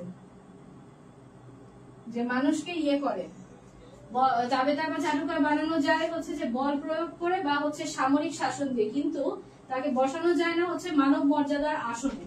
হ্যাঁ, তো এটার আনসার হবে হচ্ছে গ। তোমরা এই জিনিসটা একটু ভালো করে লক্ষ্য করো। তাবেদারি বা হচ্ছে চাটুকারি, তোমরা চাটুকার মানে হচ্ছে বুঝো না, তোষামত করে যে। হ্যাঁ, মানুষকে এটা হচ্ছে বইয়েরই প্রশ্ন, তোমাদের বই থেকে তুলে দিয়েছি যে মানুষকে তাবেদার বা চাটুকার যারা তোষামত করে এরকম বানানো যায় হচ্ছে হয় জোর করে, মানে বল প্রয়োগ করে, মানে হচ্ছে জোর করে, অথবা হচ্ছে সামরিক শাসন দিয়ে। ভিক্ষা দিয়ে না, সাহায্য করে না, কল্যাণের হাত বাড়িও না। এসকে মিজান, এটা আমার ভুল হয়েছে, কোনো সমস্যা নাই, আমরা ভুল থেকেই শিখবো, কিন্তু তোমরা সবাই কমেন্ট করো, কমেন্ট এত কম হলে চলবে না। আচ্ছা, তারপর হচ্ছে লেখকের মধ্যে মানব কল্যাণের উৎস কোথায় নিহিত? মানুষকে মহিমান্বিত করা এবং সামাজিক বিকাশের মধ্য দিয়ে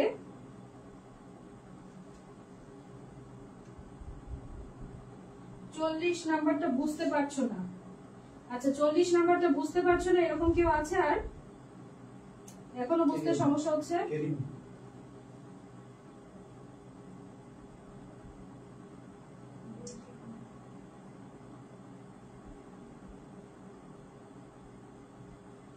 আচ্ছা, 40 নাম্বারটা তাহলে আমি বলেছিলাম যে এটা হচ্ছে যে বইয়ে দেওয়া আছে যে বল প্রয়োগ বা সামরিক শাসন দিয়ে মানুষকে তোষামোদকারী বা চাটুকার বানানো যায়, কিন্তু তাকে মানব মর্যাদার আসনে ইয়ে করা যায় না, বসানো যায় না।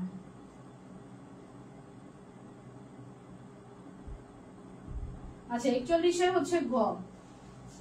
লেখকের মধ্যে মানব কল্যাণের উৎস নিহিত হচ্ছে মানুষকে মহিমান্বিত করা, সামাজিক বিকাশের মধ্যে মানুষের আর্থিক সমৃদ্ধি এবং সামাজিক উন্নয়নের মধ্যে ব্যক্তিগত সমৃদ্ধি পাশাপাশি রাষ্ট্রের উন্নয়ন আর মানুষের মর্যাদাবোধ বৃদ্ধি এবং মানবিক চেতনা হচ্ছে বিকাশের মধ্যে। কোনটা?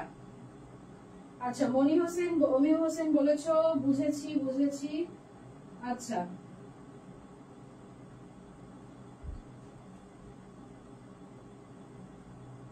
এরপরে হচ্ছে হ্যাঁ, তো 41 হচ্ছে গ, যে মানুষের মর্যাদা বৃদ্ধি এবং মানবিক চেতনা হচ্ছে বিকাশের মধ্যে মানব কল্যাণের উৎস নিহিত।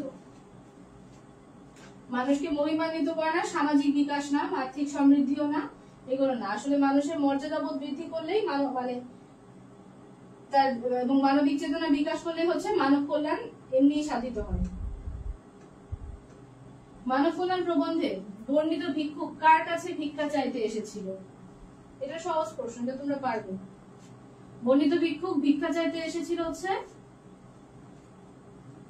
ইসলামের নবীর কাছে, এবং আমরা জানি ভিক্ষা চাইতে এসেছিল এবং নবী তাকে হচ্ছে একটা কুড়াল দিয়েছিল, দেওয়ার পরে বলেছিল কাঠ কেটে জীবিকা নির্বাহ করতে, এতে তাকে স্বাবলম্বনের পথ দেখিয়েছিল, পাশাপাশি মর্যাদার সাথে জীবন অতিবাহিত করেন। হ্যাঁ, ঠিক আছে।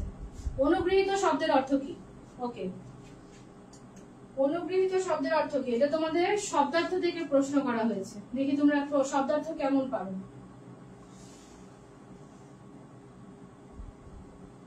বিয়াল্লিশের ক যারা বলেছো তাদেরটা ঠিক আছে, একদম ঠিক আছে। তোমরা বেশি বেশি করে ক্লাসটা শেয়ার করে দাও।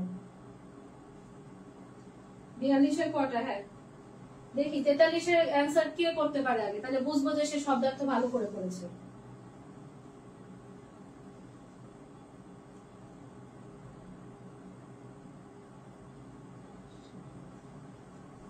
আচ্ছা, তাহলে এখানে 42 যারা আনসার করেছো ইসলামের নবী একদম ঠিক আছে। হ্যাঁ, অনুগৃহীত শব্দের অর্থ সবার আগে বলেছো হচ্ছে যে জান্নাতুল মিশরি না? হ্যাঁ, 42-এ ক ঠিক আছে। আচ্ছা, অনুগৃহীত শব্দের অর্থ হচ্ছে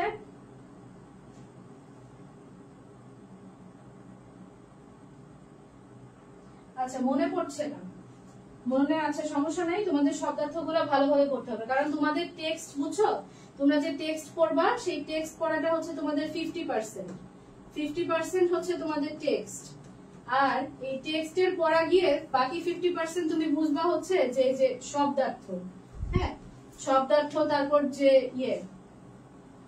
পাঠ পরিচিতি, এইগুলা হচ্ছে শব্দার্থ বা পাঠ পরিচিতি হচ্ছে, বাকি হচ্ছে 50%। তো এই দুইটা মিলাই যদি তুমি প্রিপারেশন নিতে পারো তাহলে তোমার আর হচ্ছে কিছুই লাগবে না। অনেকে যেটা করে যে এই টেক্সট পড়েই হচ্ছে তারা চলে যায়, তারপর হচ্ছে যে শব্দার্থ থেকে পাঠ পরিচিতি থেকে প্রশ্ন দিলে তারা হচ্ছে পারে না, এটা করা যাবে না। এই 50% এবং এই 50% কে যদি তোমরা একসাথে মিলাতে পারো তবে তোমাদের হচ্ছে 100% একটা প্রিপারেশন হবে। তো অনুগ্রহ শব্দের অর্থ হচ্ছে অনুগ্রহ বা আনুকূল্য পেয়েছে এমন, বা হচ্ছে উপকৃত। হ্যাঁ, অ্যান্সার হবে হচ্ছে উপকৃত। ছোট ঘর না, অনুগ্রহের সাথে ছোট ঘরের সম্পর্ক নাই। অনুচিত মানে যেটা হচ্ছে উচিত নয় এমন কিছু না। অন্য দেশ মানে হচ্ছে অন্য দেশ, স্থানের কথা বলছে, এটা কিছু না, তাহলে এটা হবে হচ্ছে উপকৃত। মানুষকে কি হিসেবে বেড়ে উঠতে হবে? মানুষকে কি হিসেবে বেড়ে উঠতে হবে? সাহসী, প্রগতিশীল, শক্তিশালী নাকি মানুষ? 44 নম্বরটা হচ্ছে বলো যে মানুষকে হচ্ছে কি হিসেবে বের করতে হবে দেখি। হ্যাঁ 43-এর হচ্ছে যারা যারা গ আনসার করেছো তাহলে বুঝতে পারছি যে তোমরা ভালো করে শব্দার্থ পড়েছো এবং বাকিদেরও ভালো করে শব্দার্থ পড়তে হবে। 44-এর ঘ সোনিয়া বেগম প্রথম ইয়ে করেছো মানুষ, এবং মানুষকে মানুষ হিসেবে হচ্ছে বেড়ে উঠতে হবে, এটা হচ্ছে সঠিক আনসার। এবং মানুষকে কোন পথে বেড়ে উঠতে হবে, এটা ইম্পর্টেন্ট একটা কোশ্চেন। আমার যেটা মনে হয় এটাকে আমি একটা 3 স্টার দিই। মানুষকে কোন পথে বেড়ে উঠতে হবে? তোমরা এটা এগ্রি করো না? প্রগতিশীল না, প্রগতিশীল 44 নাম্বারটা তোমরা হচ্ছে বলেছো প্রগতিশীল। প্রগতিশীল আসলে না, এটা হচ্ছে মানুষকে মানুষ হিসেবেই বেড়ে উঠতে হবে। এটা তোমাদের বইয়ের লাইন, বইটা ভালো করে পড়তে হবে। আর এমসিকিউ যেটা আসে বই থেকেই আসবে। হ্যাঁ, সুতরাং বইয়ের লাইনগুলো যদি ভালো করে পড়া থাকে তোমাদের আর কিছুই লাগবে না, বইয়ের বাইরে কিছুই আসে না বোর্ড পরীক্ষায়। আচ্ছা 45-এ বলেছিল যে মানুষকে কোন পথে হচ্ছে বেড়ে উঠতে হবে? অর্থনৈতিক সমৃদ্ধি, মানবিক বৃত্তি বিকাশ, সামাজিক মূল্যবোধ বিকাশের পথে নাকি রাজনৈতিক চেতনা বিকাশের পথে?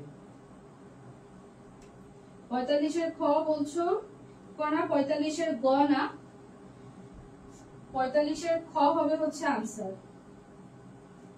মানবিক বৃত্তি বিকাশের পথে বেড়ে উঠতে হবে।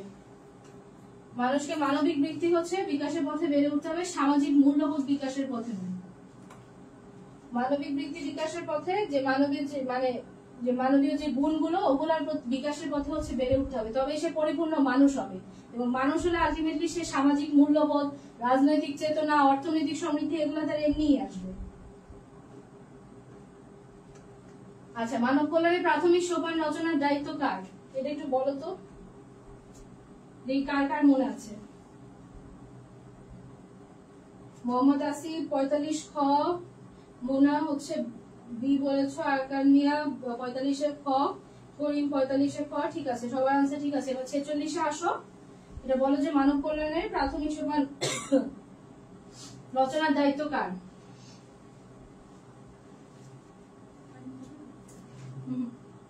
মানব কল্যাণের প্রাথমিক সোপান রচনার দায়িত্ব কার? পরিবার সমাজ রাষ্ট্র, ব্যক্তি পরিবার সমাজ, ব্যক্তি সমাজ রাষ্ট্র, ব্যক্তি পরিবার ও রাষ্ট্র। 46-এর ক বলেছো সোনিয়া বেগম, অমির হোসেন। হ্যাঁ 46-এর হচ্ছে ক হবে আনসার, পরিবার সমাজ এবং হচ্ছে রাষ্ট্রে। মানব কল্যাণের প্রাথমিক সোপান রচনার দায়িত্ব হচ্ছে পরিবার সমাজ এবং হচ্ছে রাষ্ট্রে। হ্যাঁ এই তিনটাই হচ্ছে যে এই তিনটা জিনিস, পরিবার থেকে হচ্ছে সমাজ, সমাজ থেকে তারপরে হচ্ছে রাষ্ট্র, তো এই তিনটা জিনিস মিলে আসলে আলটিমেটলি মানব কল্যাণের প্রাথমিক সোপানটা রচনা করবে। যে আমাদের একদম রুট লেভেল মানে পরিবার থেকে হচ্ছে শুরু করতে হবে যে প্রাথমিক সোপান রচনা করা। আমরা কখনোই আগে সমাজে হাত দিতে পারবো না বা রাষ্ট্রে না, শুরু করতে হবে আমাদের পরিবার থেকে। আচ্ছা 47, সমাজের ক্ষুদ্রতম অঙ্গ বা ইউনিট কোনটা বলতো? এটা একটু কনফিউজিং আছে, পরিবার আছে, সমাজ আছে, রাষ্ট্র আছে, ব্যক্তি আছে। তোমরা কোনটা মনে করো সমাজের ক্ষুদ্রতম অঙ্গ বা ইউনিট? তোমাদের কোনটা মনে হয়? 47 নম্বরটা একটু বলো তো দেখি কি আগে বলতে পারে। 46 হচ্ছে যারা আনসার দিয়েছো। হ্যাঁ 46-এর এ। হ্যাঁ 47 বলছো ক, 46-এ হ্যাঁ 47 ক ঠিক আছে। 46 47 দুটোই আনসার ঠিক আছে। 47-এর হচ্ছে ক, মানে সমাজের ক্ষুদ্রতম অঙ্গ বা ইউনিট হচ্ছে পরিবার। আমি ভেবেছিলাম তোমরা সবাই বলবা হচ্ছে ব্যক্তি, বাট আমি দেখি যে তোমরা আসলেই জানো, তোমরা বইটাকে ভালো করে পড়েছো তাই পরিবার বলছো। হ্যাঁ সমাজের ক্ষুদ্রতম অঙ্গ বা ইউনিট হচ্ছে পরিবার, এটা একদম বইয়ের মধ্যেই হচ্ছে ছিল। লেখকের মতে মানব কল্যাণ কি হতে পারে না?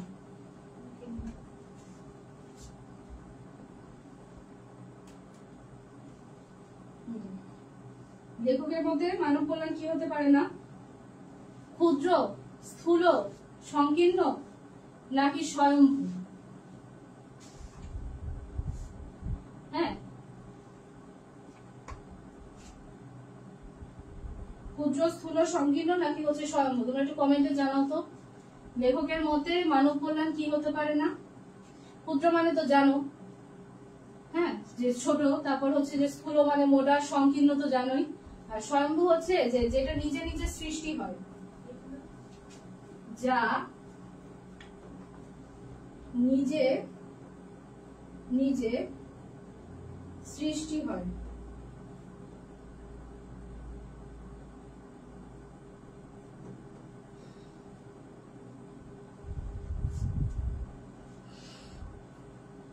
হ্যাঁ, তোমরা একটু ইয়ে করো যে মানব কল্যাণ ইয়ে হতে পারে না, লেখকের মধ্যে মানব কল্যাণ হচ্ছে কি হতে পারে না?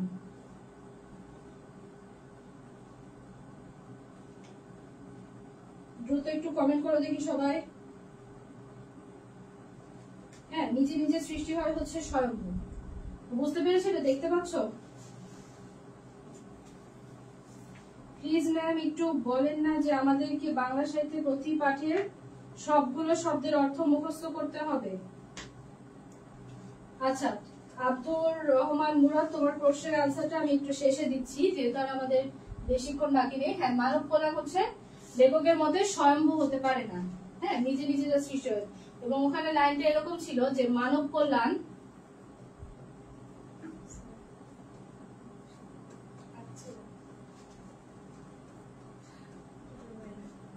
স্বয়ম্ভু, বিচ্ছিন্ন,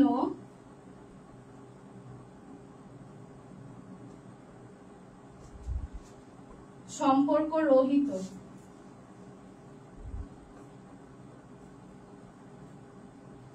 হতে পারে না।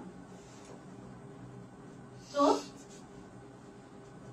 বইয়ের এই লাইন থেকে এই প্রশ্নটা করছি যে মানব কল্যাণ হচ্ছে যে স্বয়ম্ভু, বিচ্ছিন্ন বা সম্পর্ক রহিত হতে পারে না। যারা যারা স্বয়ম্ভু অ্যান্সার দিয়েছো এটা হচ্ছে ঠিক। তোমরা সবাই ক্লাসটা শেয়ার করে দাও। আর কমেন্টে তো কম কেন? প্রতিটি মানুষকে কেমন হতে হবে?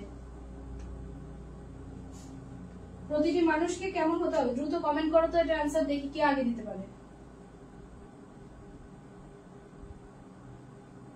প্রতিটি মানুষকে কেমন হতে হবে? সামাজিক, বিচ্ছিন্ন, সম্পর্ক রহিত নাকি স্বয়ম্ভু?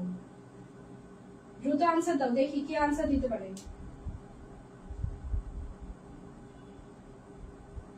করেছি আপু 49-এর ক। কৃষ্ণ রায় বলেছে 49-এর ক, 49-এর ডি।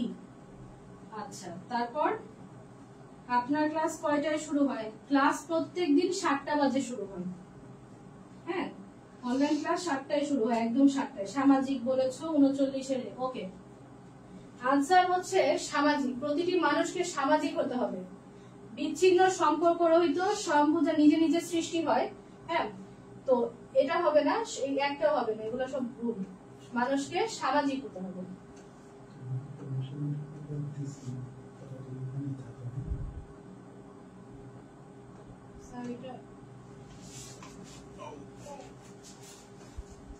ক্লাস কেমন লাগছে একটু বলো তো সবাই। সব একটু বলো, ম্যাডামের ক্লাস কেমন লাগছে একটু বলো তো সবাই। এভরিওয়ান সবাই বলো। 50 ওকে, 50-এর উত্তর কি সবাই একটু বলো দেখি। আমি একটু বাংলা পড়াই দেখি পারে কিনা, বলো। এটা তো এতক্ষণ পড়াইলো ছোট বোন, বলো 50-এর উত্তর কি বলো। আমাদের দৃষ্টিভঙ্গি, আমাদের দৃষ্টিভঙ্গি পাল্টাতে হবে।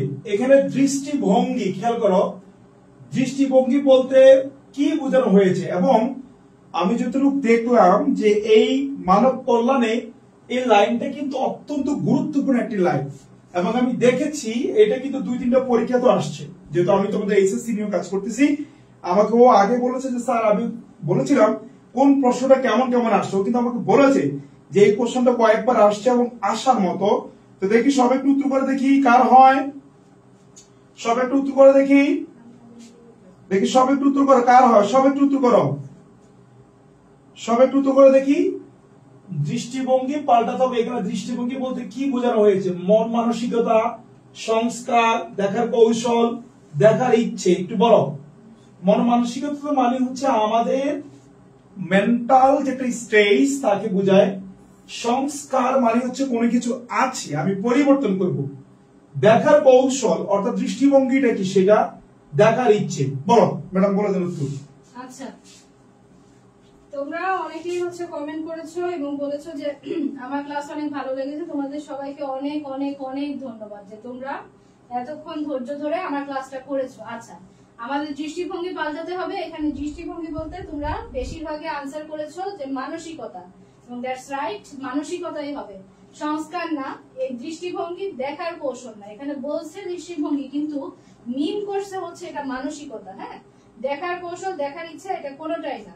তো সঠিক অ্যান্সার হবে হচ্ছে 50-এর ক। আর আমাকে অনেকেই প্রশ্ন করছিল যে কবি পরিচিতি, শব্দার্থ এগুলো পড়তে হবে নাকি। আমি বলবো যে তোমাদের এগুলো পড়ে রাখলে ভালো হবে, কারণ কখন কোথা থেকে প্রশ্ন চলে আসে, বা অনেক সময় দেখা যায় যে জ্ঞানের অ্যান্সারও শব্দার্থ থেকে তোমাদের হচ্ছে দেয়। হ্যাঁ, জ্ঞানের অ্যান্সারও হচ্ছে বলে দেয় যে এই শব্দের অর্থ কি, তখন তুমি সেটা পারলে না, তাহলে তো তোমার একটা নাম্বার চলে গেল না। তোমরা যদি এখন থেকে কবি পরিচিতি বা শব্দার্থ গুলো ভালো করে পড়ো, এটা তো তোমার এইচএসসি তে হেল্প হবেই হবে, এবং তোমার অ্যাডমিশনের টাইমে গিয়ে দেখবা যে তুমি অনেক কিছুই জানো, তোমার আর পড়তে হচ্ছে না। হ্যাঁ, আমি তোমাদের সাজেস্ট করবো যে তোমরা হচ্ছে কবি পরিচিতি আর শব্দার্থ গুলো পড়ে ফেলো প্রত্যেকটা অধ্যায়। আর এইচএসসি পরীক্ষার তো টাইম আছে না, তো তোমরা এই সময়টাকে কাজে লাগিয়ে এগুলো পড়তে বেশিক্ষণ লাগবে না, তোমাদের তো শর্ট সিলেবাস, আরো ইজি হবে। আমি বলবো যে তুমি এগুলো হচ্ছে পড়ো। শেষ। জি, আচ্ছা, সবাই ক্লাস কেমন লাগছে একটু বলো তো। সবাই একটু কমেন্ট করো, ক্লাস কেমন লেগেছে, ভালো কি লেগেছে? অনেক চেষ্টা করেছে ক্লাসের জন্য। আর ম্যাডামের নাম তো মানাল মেহেদি, মানাল মেহেদি, এবং খুবই কি ট্যালেন্ট একটা স্টুডেন্ট। ও কিন্তু হলিক্রস কলেজে টপার ছিল, ফার্স্ট, সেকেন্ড, থার্ড। এবং আমি শুনেছি তোমার ইকোনমিক্স এ মার্ক কত জানি, আউট অফ 200 ইকোনমিক্স এ সে পেয়েছে 190, 200 মধ্যে 190। বুঝতে পেরেছি কি পরিমাণ ট্যালেন্ট। তো যাই হোক, অনেক ভালো, আলহামদুলিল্লাহ ভালো লেগেছে, আলহামদুলিল্লাহ ভালো লেগেছে, ভালো। তো আমাদের কিন্তু কোর্সে ভর্তি চলছে, তোমরা জানো, যারা এসএসসি 25 এবং 26 আছো, তোমাদের জন্য 510 টাকা দিয়ে কিন্তু আমরা কোর্স চালু করেছি। এখানে ইংরেজি A to Z পাবা, সাথে এই যে বাংলা আইসিটি ক্লাস কিন্তু ফ্রি। তো তোমরা যারা ক্লাসটি করতে চাও বা ভর্তি হতে চাও, এই যে গ্রামীণ নাম্বার, এই নাম্বারে 510 টাকা বিকাশ করে আমাকে নক দাও। আর আগামীকাল সন্ধ্যা 7টায় কিন্তু তোমাদের ইংরেজি ক্লাস আছে। আমরা জানি যে 50টি এমসিকিউ দিয়ে আমরা কিন্তু ইংরেজি গ্রামার সব শেষ করতেছি। আগামী ক্লাসে আমরা করাবো হচ্ছে সাম স্পেশাল ওয়ার্ড এন্ড ফ্রেজ, অর্থাৎ আমাদের প্রত্যেক ক্লাসে 5 মার্ক কমন, প্রত্যেক ক্লাসে 5 মার্ক কমন। এই অনুযায়ী আমরা ইংরেজি ক্লাসগুলো নিচ্ছি। আগামীকাল সন্ধ্যা 7টায় কিন্তু ইংরেজি ক্লাস হবে, সবাই অবশ্যই ক্লাস থাকবে। আসসালামু আলাইকুম। অনেক সুন্দর হয়েছে, আলহামদুলিল্লাহ, সুবহানাল্লাহ, আলহামদুলিল্লাহ, সুবহানাল্লাহ, সব বলে বলেছে। গুড, থ্যাংক ইউ ওকে, অনেক ধন্যবাদ। আচ্ছা, তো সবাই কিন্তু আগামীকাল সন্ধ্যা 7টায় লাইভ ক্লাস করবে। আর আজকে বাংলা ক্লাসটা অবশ্যই ভালো লেগেছে, অনেক চেষ্টা করেছে, ভালো হয়েছে। অত সে তোমাকে ওই এমসিকিউ গুলো কিন্তু পড়িয়েছে যেগুলো বারবার পরীক্ষা আসে এবং আসবে। এবং যারা আমাদের পেইড ব্যাচে, তারা কিন্তু আজকের এই ক্লাসের পিডিএফটা পেয়ে যাবা। এবং যারা এসএসসি 25-26, তোমাদের জন্য কিন্তু আমাদের হোয়াটসঅ্যাপ গ্রুপ আছে। হোয়াটসঅ্যাপ গ্রুপে অ্যাড হওয়ার জন্য আমার যে এয়ারটেল নাম্বার আছে, খেয়াল করো, হোয়াটসঅ্যাপ গ্রুপে অ্যাড হওয়ার জন্য আমার যে এয়ারটেল নাম্বার আছে 01680144004, এই নাম্বারে তুমি যে হোয়াটসঅ্যাপে আমাকে নক দাও, এই নাম্বারে আমাকে হোয়াটসঅ্যাপে নক দাও যে স্যার আমি এসএসসি 25-26 আমাকে হোয়াটসঅ্যাপ গ্রুপে অ্যাড দিন, আমি অ্যাড করে দিব। এবং সেখানে তুমি আজকের ক্লাসের পিডিএফটা আনসার সহকারে পেয়ে যাবা। ওকে ম্যাডাম, তো অবশ্যই স্যার আজকে পেইড বেসে ক্লাস হবে। আচ্ছা, কোন পেইড বেসের ক্লাস কথা আমি পেইড বেসে বলতেছি। ওকে, আচ্ছা, আবার কবে ক্লাস হবে? আবার ক্লাস হবে আগামীকালকে। আগামীকাল সন্ধ্যা 7টায় ক্লাস হবে, রাত 9টায় ক্লাস হবে। এই পেজে রাত 9টায় ক্লাস হবে। যারা সেকেন্ড টাইম পরীক্ষা দিবা রাজশাহী বিশ্ববিদ্যালয়ে, তাদের জন্য ক্লাস হবে। আর তোমাদের এইচএসসি 25-26 তোমাদের কিন্তু প্রি অ্যাডমিশনে আমরা ভর্তি নিচ্ছি। যারা ভর্তি হতে চাও তারা দ্রুত এই নম্বরে হোয়াটসঅ্যাপে আমাকে নক দিবে। অর্থাৎ প্রি অ্যাডমিশন তোমার যা ফি, এখন ভর্তি হলে তুমি 50% তো ডিসকাউন্ট পাবা। এটা আমরা আমাদের গ্রুপে বলে দিব। তোমরা যারা ভর্তি হতে চাও তারা এই যে 01721121486 এই নম্বরে 510 টাকা বিকাশ বা নগদ করে আমাকে নক দাও। আচ্ছা মানবকে একটা কথা বলি, এখানে আসো ছোট বোন, ও কিন্তু ছোট বোনের মতো, ছোট বোন বলো স্যার বলো যাই হোক, ও কিন্তু সরাসরি আমার ইংরেজি প্রাইভেট ইউনিভার্সিটি স্টুডেন্ট, ঠিক কিনা? বলো তো আমরা যে ইংরেজি পড়িয়েছি এখান থেকে কমন আসছে কিনা বিডি বিশ্ববিদ্যালয়ে, বলো তো? জি কমন এসেছে। কমন এসেছে, কেমন কমন আসছে বলো? প্রায় যদি বলি 30 to 40% তো কমন এসেছে এখান থেকে, একদম সরাসরি কমনই এসেছে। এবং স্যারের যে ফাইনাল টাচ মানে ফাইনাল সাজেশন অন ইংলিশ বইটা, তো এই বইটা আসলে খুবই ভালো। এখান থেকে তো প্রায় আমি মানে একটা ইংলিশ কোশ্চেনে 20টা কোশ্চেনের মধ্যে দেখা যেত যে 4-5টা কোশ্চেন আমি ইজিলি কমন পেয়ে গিয়েছি। দেন আর হচ্ছে এগুলো হচ্ছে সে কি বলেছে বুঝতে পেরেছো, 40 থেকে 50% হুবহু কমন। আর আমরা যে নিয়মগুলো পড়িয়েছি এই নিয়ম থেকে সব কমন, 100% কমন। অর্থাৎ আমরা যা পড়াইছি ক্লাসে লাগাইছি হুবহু কমন হচ্ছে 50%, অর্ধেকের উপরে। আর বাকিগুলো যে নিয়ম লাগাইছি ওর মধ্যে থেকে কমন। তার মানে যারা আমার স্টুডেন্ট ছিল তারাই কিন্তু বিশ্ববিদ্যালয়ে ইংরেজিতে সবচেয়ে বেশি নম্বর পেয়েছে। যে তিতিতে ফার্স্ট হয়েছে আমার প্রাইভেট থেকে, সে কিন্তু সবচেয়ে বেশি নম্বর পেয়েছে ইংরেজিতে, সবচেয়ে বেশি নম্বর পেয়েছে ইংলিশে।